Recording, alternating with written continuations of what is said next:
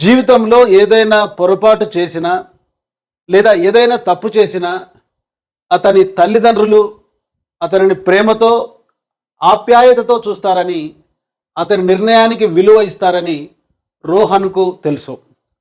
రోహన్ తల్లిదండ్రులు దీనిని ప్రదర్శిస్తున్నారు. అసలు ఈ ప్రశ్న ఏ టాపిక్ సంబంధించింది? కార్ల్ రోజర్స్ ప్రతిపాదించిన సెల్ఫ్ డెవలప్మెంట్కి సంబంధించింది. ఎప్పుడైనా మనకు ఒక ప్రశ్న పోటీ పరీక్షలలో ఆన్సర్ తెలియనప్పుడు ఒక చిన్న టెక్నిక్ చెప్తే మీరు దాన్ని ఉపయోగించడానికి ట్రై చేయండి. ఏమి తెలియని పరిస్థితుల్లో ఆన్సర్ రెండు పరస్పర విరుద్ధ వాక్యాలలో ఆన్సర్ ఉంటుంది.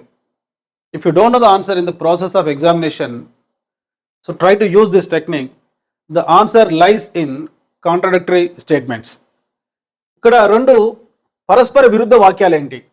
నిబంధనలతో కూడిన సానుకూల గౌరవం, నిబంధనలు లేని సానుకూల గౌరవం. ఈ రెండు పరస్పర విరుద్ధ వాక్యాలు. Conditional positive regard and unconditional positive regard. కనుక ఈ సందర్భంలో ఈ రెండు ఆప్షన్స్ ఎలిమినేట్ చేయండి. ముందు ఈ రెండు అంశాల గురించి మీరు అర్థం చేసుకోవడానికి ట్రై చేయండి.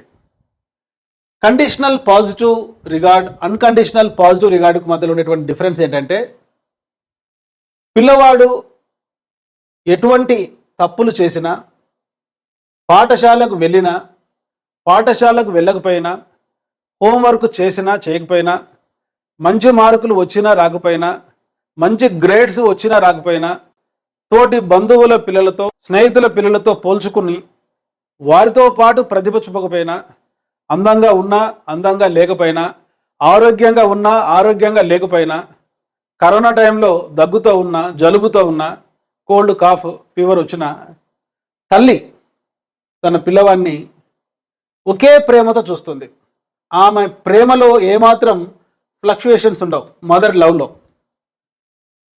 దీన్ని మనం అన్కండిషనల్ పాజిటివ్ లవ్ లేక అన్కండిషనల్ పాజిటివ్ రిగార్డ్, నిబంధనలు లేని సానుకూల గౌరవం, నిబంధనలు లేని సానుకూల ప్రేమగా చెప్పుకోవచ్చు.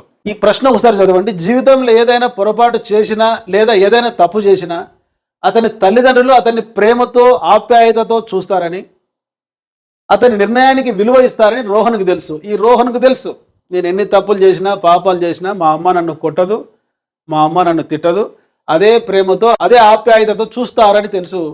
మరి ఇక్కడ ఈ రోహన్ తల్లిదండ్రులు ఏది ప్రదర్శిస్తున్నారంటే, నిబంధనలతో కూడిన సానుకూల గౌరవం కాదు, నిబంధనలు లేని సానుకూల గౌరవం.